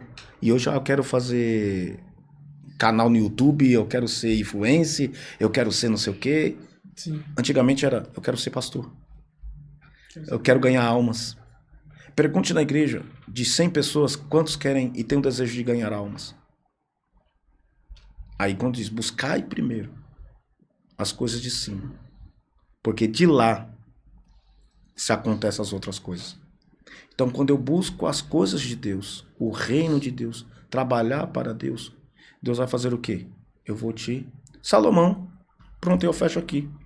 Salomão, Deus diz, pede-me o que quiser. Ele veio de um reinado, era príncipe, poderia falar, quero ser o cara, mano, eu quero explodir. Diz, eu quero sabedoria. E não era sabedoria humana, era sabedoria para entrar e para sair. E não é diante do meu povo, é diante do teu povo, Senhor. Eu quero sabedoria. Deus disse o quê? Porque você me pediu sabedoria, eu vou te dar tudo que você precisa. E na Bíblia, nunca houve. E hoje, Elon Musk, esses caras aí poderosos que têm dinheiro, não chega aos pés que Salomão. O cara trilionário do mundo não chega aos pés de Salomão. Mas Salomão buscou primeiro o quê? As coisas de cima. As coisas de cima. Quando Deus ele se apresenta, eu lembro do texto de Isaías, capítulo 6, quando nós entendemos que o nosso corpo não é nada, a glória de Deus ela se manifesta como fumaça, né? Como fumaça. Se manifesta como fumaça, nós entendemos que nós não somos nada. Nós conseguimos entender, e a primeira coisa que Isaías vai falar, ai de mim. E só depois que ele vai falar, eis-me aqui. Primeiro é ai de mim. Ele pede uma purificação para ele. Esse texto ele é muito lindo. Esse texto de Isaías capítulo 6, ele é muito lindo, porque a gente acha que aquela parte que ele diz assim, e veio glória, e veio fogo, Isaías capítulo 6, né? Isso. Capítulo 6, Isso. que tá falando lá, então a glória do Senhor encheu a casa, E o séquito do Senhor. Encheu de fumaça. Então o que acontece? As pessoas falam, a glória de Deus veio aqui, a glória de Deus aconteceu, a glória de Deus... E na verdade, foi nada disso. Na verdade, isso é muito profundo. Ele começa o verso 4. E os umbrais das portas se moveram com a voz do que clamava, e a casa encheu de fumaça. Então disse eu, ai de mim que vou perecendo, porque eu sou homem de lábios impuros e habito no meio de um povo de impuros lábios. E os meus olhos viram um rei, o Senhor dos exércitos. Isso é lindo, porque quando ele diz assim, e os umbrais das portas se moviram e tremendo, e a casa encheu de fumaça. Os pregadores pentecostais falam que isso aqui é glória de Deus. Deus está enchendo a casa. Pega ali o mistério. A casa aí de fumaça. Você está entendendo? Uhum. Mas na verdade não é isso. Quando se fala, principalmente no Antigo Testamento, sobre coluna de fumaça, fumaça é justiça de Deus. Então quando Isaías ele vê o séquito de Deus cobrindo o templo, ele está no pórtico do átrio, ele está fora, e ele olha para cima e vê o manto de Deus, isso é muito forte, cobrindo aquele templo suntuoso, e os umbrais tremendo, e quando ele olha para dentro do templo, que ele está para o lado de fora na escadaria, ele olha e vê o templo todo cheio de fumaça e diz, a casa caiu. A casa caiu, ele diz, ai de mim que agora eu estou perdido. Ai de mim que por quê? Eu sou um homem de lábios impuros. Aí eu fico olhando, e logo no versículo 6 diz, e logo um serafim voou com uma tenaz. Gente, pregadores, olha isso aqui. Respeite ponto e vírgula, pelo amor de Jesus. Olha, cadê? Deixa eu olhar aqui. Aquela ali? Respeite ponto e vírgula. Respeitem. Leiam com atenção. E logo um dos serafins voou até mim, trazendo uma brasa viva, que tirara do altar como uma tenaz. O serafim pegou a brasa com o quê? Com a tenaz. Mas ele não é um ser celestial? Sim. E por que ele teve que pegar com a tenaz? Porque estava no altar. Então, não é todo mundo que pode tocar, varão. Aí eu fico olhando a cena de Isaías. Ele fala, caçamba, a casa caiu para mim porque agora a justiça de Deus está dentro do templo. Vou morrer. Aí quando ele olha, ele vê uns serafins. Um ser com 6 asas. Pega uma tenaz, tirada debaixo do altar, e vem em direção dele. Se é eu, se é você ia falar assim, a casa caiu para mim, Deus vai me matar. Acabou. Deus vai me matar. Aí Deus toca no lábio dele e diz, fique tranquilo, se o problema era os seus lábios, tá purificado. Mas aqui não tá falando nada de glória, tá falando de justiça, de juízo. É isso que precisamos entender. O encontro, ele tem esse poder, né? Quando nós encontramos verdadeiramente, quando nós nos deparamos. Gideão, ele vai achar que tá morto, ele vai cair ali, aí o anjo pega e levanta ele. Elias, o anjo pega e levanta ele. João, lá em Patmos, o anjo pega e levanta ele. Eu acho isso muito profundo, porque todos esses homens, antes de entender que o anjo estava ali presente, ele entende primeiro o cenário que ele estava. Sim. Isaías, vou continuar em Isaías. Isaías, no ano que morreu o rei Uzias, tinha uma ausência no trono. Sim. O trono estava vazio. Estava vazio. Mas aí ele vê o Deus que ainda permanece em seu trono e vai Deus estava falando para Isaías, o trono da terra está vazio, mas o meu aqui de cima está funcionando ainda.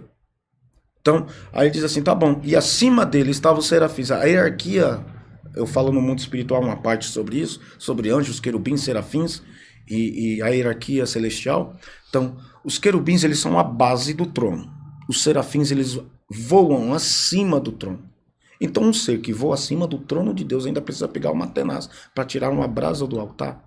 Porque todo momento que eu tenho um encontro com Deus, Deus tira algo de mim e coloca algo dele. Quando Deus disse para Moisés, tira a sandália dos teus pés. Aí tem muita falácia, muita coisa. Que é tira porque a sandália era do Egito, tira porque a sandália era de couro, tira porque a sandália era do pecado. tira. Deus estava falando assim, eu preciso tirar algo de você, para me colocar algo de mim em você. Quando Deus tem um encontro com Ezequiel, junto ao rio Quebar, aí muitos pregadores falam, ele estava em pecado, caiu, Deus não fala. Não, ele caiu porque viu a glória de Deus. Então, todos que têm um encontro com Deus, Deus faz um cenário tão profético que você não aguenta. Saulo. Os sacerdotes falaram assim, a glória de Deus entrou tanto no templo que nós não conseguíamos ficar de pé. Porque a glória de Deus, existe a diferença do cai, do sopro santo, tá? Deixa eu olhar ali. Sopro santo, tá? O sopro santo, o sopro ungido, o empurrar santo, sabe? Aquele que vai apertando a nuca aqui, que é constatado medicinalmente, se você começa a apertar aqui, você vai te dando uma tontura e cai. Tem irmão que ora assim.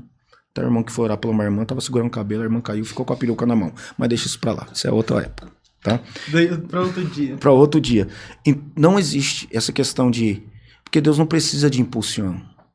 Eu vou te impulsionar pra você cair. Se você começa a receber a glória de Deus, irmão, suas pernas tremem, você não consegue ficar de pé e você se debruça. E não sai batendo em ninguém. Essa história das pessoas ficarem pulando e batendo um no outro, irmão. Eu sou pentecostal, gente. Escreve isso, eu sou pentecostal. Mas eu tenho o pé no chão. Isso é terrível. Saulo de Tarso. Ele tá lá no caminho e a queda foi grande. Porque o que ele viu, eu imagino que Saulo deve ter visto ali naquele dia. Ele viu o quê? A glória do Senhor, o raiar, o brilho. E disse o que? Caiu. Aí uns falam que caiu do cavalo, caiu no chão, caiu. Não, o importante é que caiu, irmão. Ali ele caiu. E perdeu algo que ele tinha. E perdeu o que ele tinha. A visão, perdeu a visão. Aí Deus faz o quê? Não, primeiro eu vou curar você e depois... Antes de falar de Jesus, quando Deus fala com Samuel era um sacerdote, era um profeta, ele exercia uma tríplice função, sacerdote, profeta e juiz. Deus falou, Samuel, vem até mim e eu vou te enviar.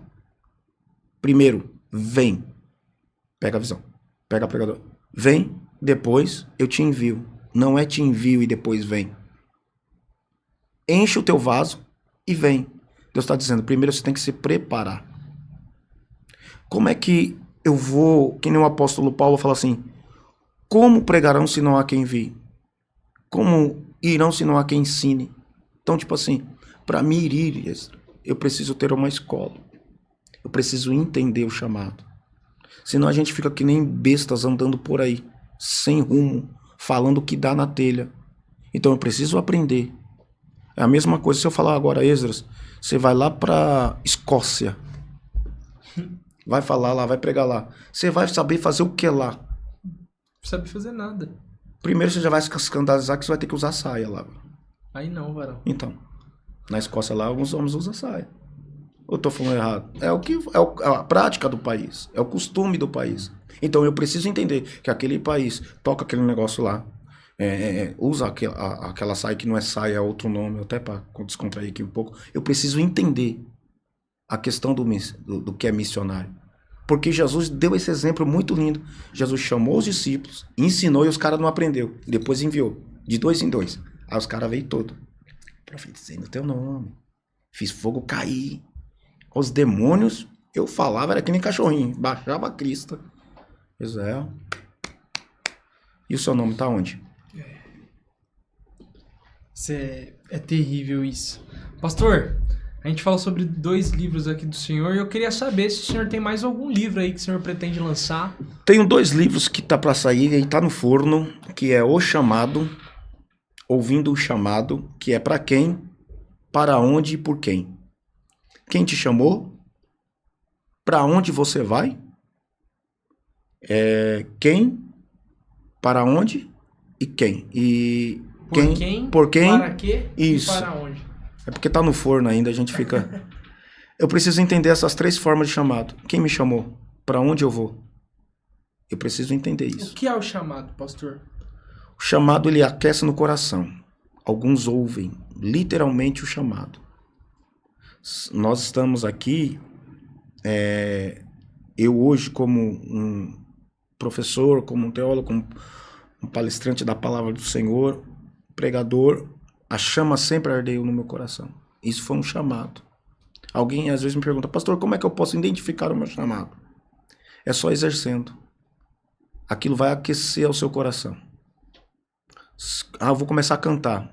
Toda vez que você começar a cantar, algo vai queimar no seu coração. Você precisa identificar. Esse é o meu chamado. Eu vou orar. Todo mundo tem um chamado. Ninguém é aleatório. E para onde eu vou?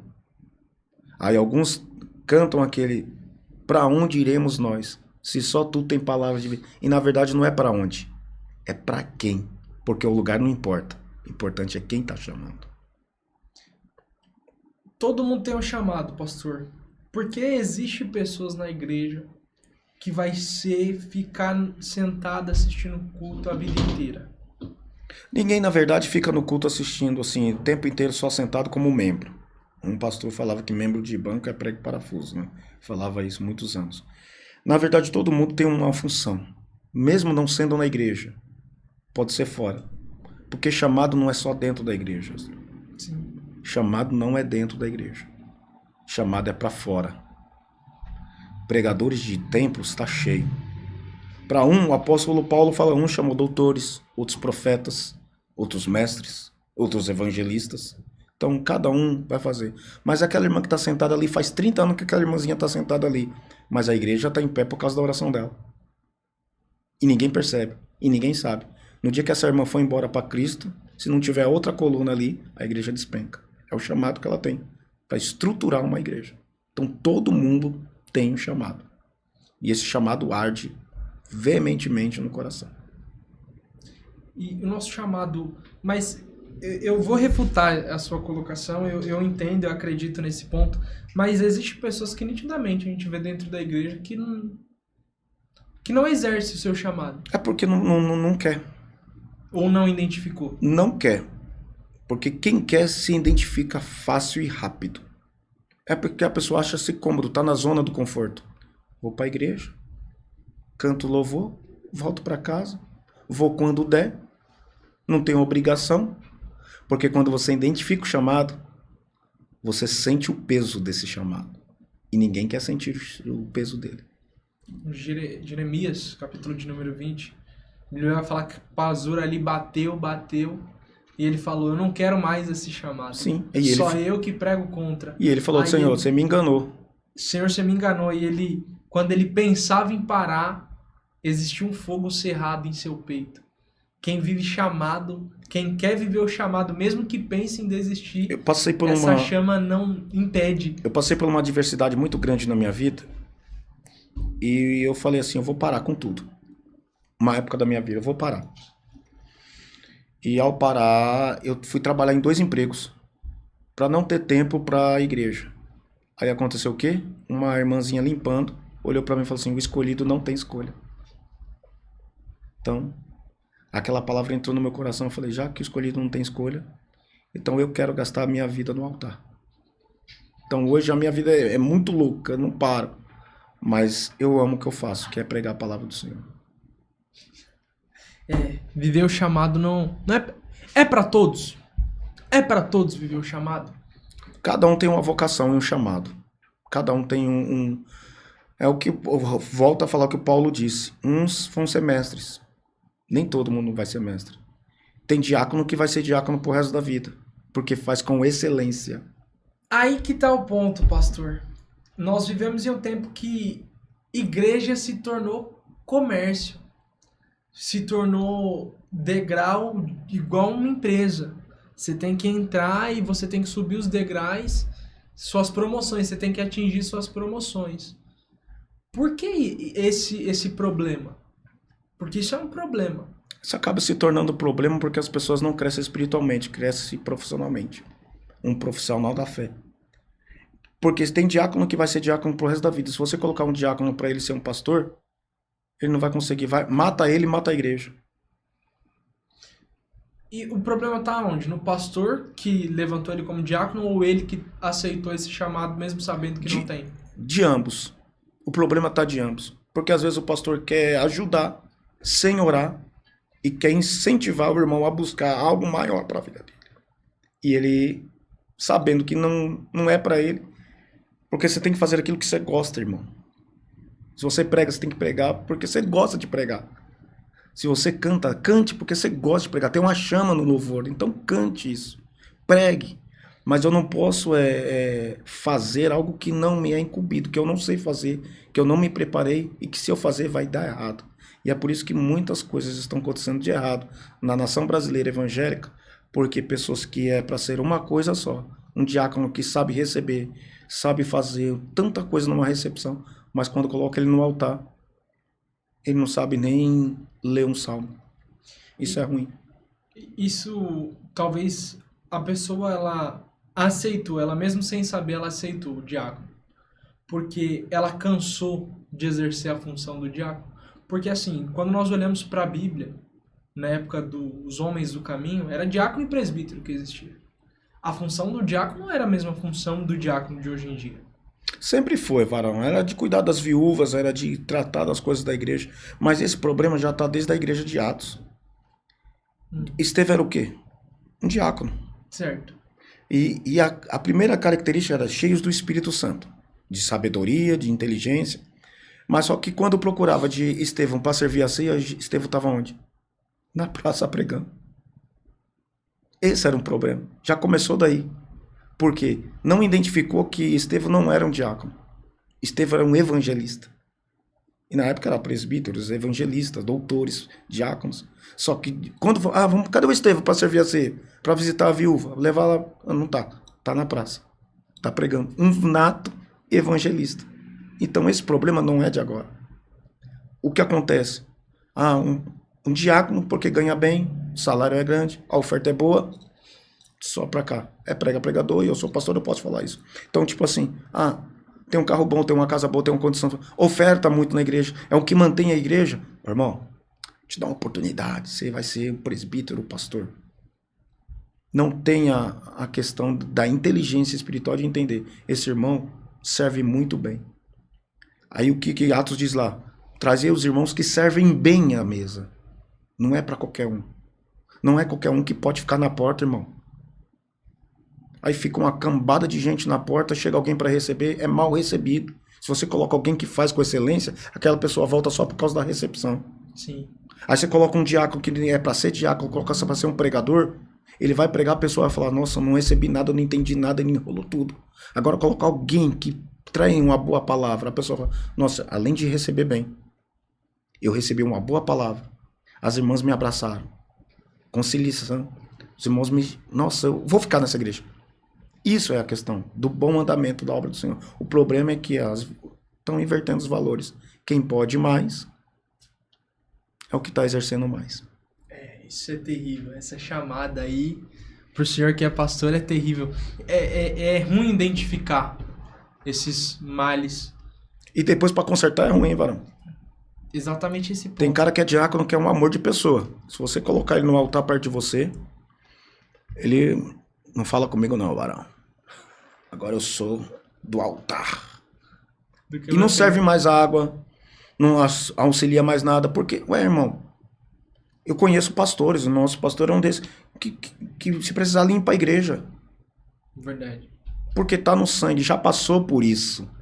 Agora tem cara que não é, e quando assume uma posição que não é para ele ser, que ele não tem vocação para isso, ele se acha o último. A pessoa que tem vocação, né, no caso do nosso pastor, ela faz com excelência qualquer função. É que nem as pessoas, varão, eu não me ligo, só se eu chegar aqui, ó, e aí, Anderson? Cara, para mim, de boa. Nomenclatura, títulos, para mim, é um respeito, uma hierarquia, beleza, mas tem cara que se dói. Se você não me chamar de pastor, rapaz, eu te repreendo na hora. Aí você vai na igreja e fala, está conosco o conferencista, o abnegado, o facultativo, a quarta pessoa da trindade, porque se não fazer isso, a pessoa não gosta. Não, irmão, me dá os meus títulos. E aí, o título sempre é depois do nome, a saber, Paulo. Paulo, apóstolo de Cristo. Não é o apóstolo Paulo. Sempre vem o nome antes do título. Porque Deus não conhece e não está nem aí pro teu título. Deus quer o seu nome, porque te deu um nome e um sobrenome. Ponto final. Pedro e Tiago, eles começam as suas cartas assim. Pedro, servo do Deus Altíssimo. Nunca vai dizer eu sou o apóstolo Pedro, eu sou o apóstolo Tiago, eu sou o apóstolo. Não, sempre o nome. Porque o nome é mais importante do que o título. Só que pessoas estão invertendo. Estão colocando o título na frente de nome. Eu tenho lá, irmãos, eu tenho diante de Deus. Você vai em casa, eu tenho acho que 15 certificados. Tá tudo na gaveta. Tô nem aí para isso. O meu negócio é o que Deus acha de mim. E o que eu sou para ele e o que ele é para mim. A realidade é, seu certificado e mais R$2 se não fazer bom uso, é um café em qualquer padaria. Não dá nenhum café. Dá um café? Dá um café não, né? Café de R$2. Pastor, pra gente encerrar... Mas já, né? Já. Ainda bem que você nem falou uma coisa que eu tava preocupado aqui. O quê? Fala aí que a gente fala agora. Não, deixa isso aí pra outro dia. Maldição hereditária. Eu pensei que você ia entrar nisso. Vamos entrar pra encerrar. Maldição hereditária. Quantos minutos eu tenho aqui? Existe ou não existe? A gente tem uns 20 minutinhos. Não, então tá bom. Maldição hereditária. Existe ou não existe? Existe ou não existe? E aí? Não existe maldição hereditária. Não existe. Maldição hereditária não existe. Ah, mas não existe maldição hereditária. O próprio Cristo aboliu isso no Calvário. Quando Cristo veio, morreu na cruz, aquilo foi quebrado. Não existe. Ah, porque meu pai foi assim, minha mãe foi assim. Não, existem maldições que são ainda na vida de alguém. Ah, porque meu pai era assim, eu sou assim. Não, isso não existe. Não existe. Não é imputado coisas do pai. Ah, porque o pai lançou maldição. Ah, quando eu saí da igreja, o pastor me amaldiçoou. Disse que eu não vou ser bênção. O pastor pode amaldiçoar? Não. O pai amaldiçoar o filho? Não. Irmão, ninguém pode amaldiçoar. Eu já vi muitas pessoas usar esse argumento dentro do texto de Davi, onde Davi peca. Depois que Davi peca, a Bíblia relata que o profeta Natan, se não me falha a memória, ele vai dizer que a espada jamais se apartaria da casa de Davi. Isso, eu já vi muitas pessoas falarem que isso seria uma maldição hereditária que, através de Davi, foi literalmente para os seus filhos. Não, irmão. Isso não é base, pastor? Bom, eu particularmente, eu sempre falo isso, e eu sei que isso vai causar polêmica, mas eu sempre falo isso. Eu não acredito nisso. Eu não acredito que o meu pecado vai sobre a minha filha. O meu pecado vai sobre a minha esposa. O pecado da minha esposa, o que ela estiver fazendo de errado contra Deus, ou o que eu tiver, vai um sobre a vida do outro. Não. Pode sim se sofrer consequências por estar no mesmo ambiente. Mas, por exemplo, Deus está tocando no teu filho para você voltar para a igreja. Eu não concordo com isso. Por que eu não concordo? Porque se aquela pessoa que está errada, Deus vai tratar com aquela pessoa. Deus não vai ferir um inocente para culpar um culpado. Mas não é uma forma de Deus tratar? Eu não... A pessoa pode se sentir coagida, mas Deus, eu não acredito que Deus toque em alguém para me punir. Eu não acredito. Se Deus tiver que tratar comigo, ele vai tratar comigo. Não vai punir um inocente. É uma visão teológica minha. Deixo isso bem claro, que é minha. Uhum. Eu não posso trazer... porque meu pai foi... Eu não conheço meu pai. Não sei quem é meu pai. Então, tipo assim, porque meu pai sumiu no mundo, eu também vou sumir no mundo. Porque meu pai foi isso... Não. Isso não existe para crente. Quando você aceita Cristo, se pois o Filho vos liberta, verdadeiramente você já está livre. E vós já estáis em Cristo. E quem está em Cristo, nova criatura é. São textos e textos. Mas aquele texto que lá em Ezequias, lá em Deuteronômio, ali foi que Deus falou que o filho sofrerá a consequência dos pecados do pai até a 3ª geração. Mas os filhos serão de 1000 gerações. Deus estava dizendo o quê? Eu não quero punir ninguém, mas eu vou punir alguém, mas depois dessa punição, se arrepender, eu trarei bênção. Agora, maldição hereditária, trazer de pai para filho, isso eu não concordo. Eu não aceito teologicamente, na minha visão. Eu escrevi aqui no livro, no capítulo, quem tem ele aí, no capítulo de número 5. Tá? A maldição sobre o que 1 João diz assim, aquele que está no mundo é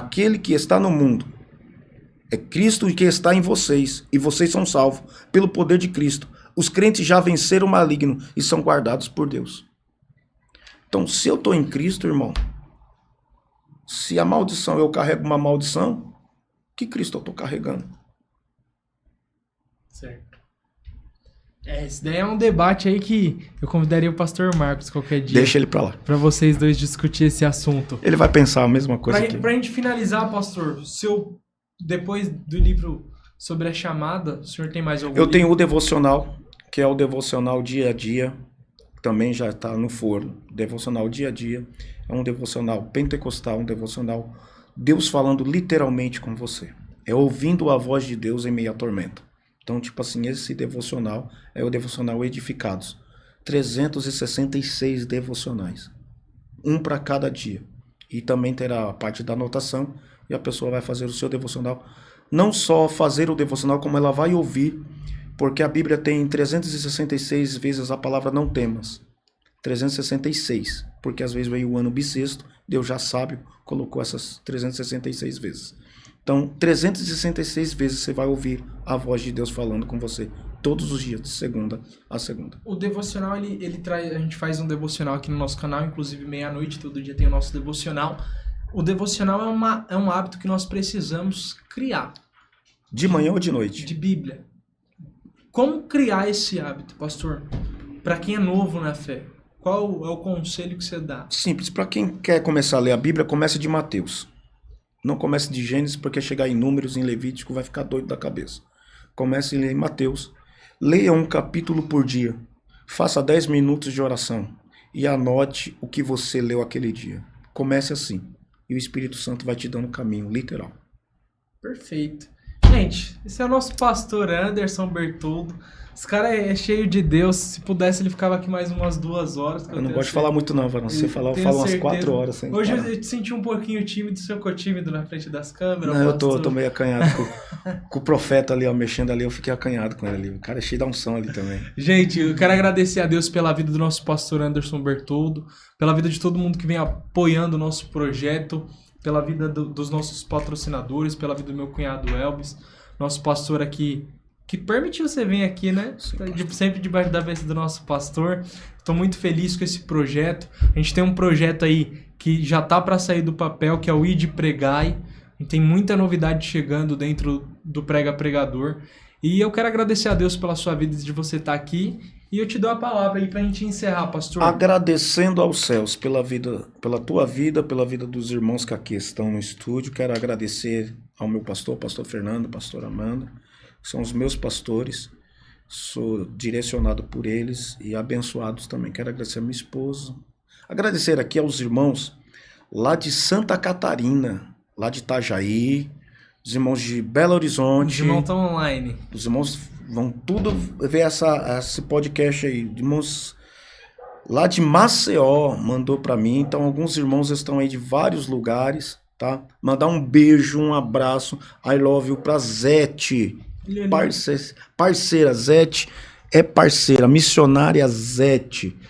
Deus abençoe. Tenho certeza que ela vai estar vendo. Eu sei que deve estar em viagem, mas assim que puder vai estar vendo esse podcast aí. E a todos os irmãos, amigos, minha mãe, minha irmã, enfim, familiar. A família é grande, varão. Crente, quando tem um filho, tá bem. Quando tem 2, é tribo. Quando passa de 2 para 3, já é nação. Então... Glória a Deus. Gente, muito obrigado por esse episódio. Que Deus continue honrando e prosperando o seu caminho. Amém, meu pastor? Deus abençoe. Louvado Shalom seja a todos. Deus. Agradecemos aí. Fechou? Fechou.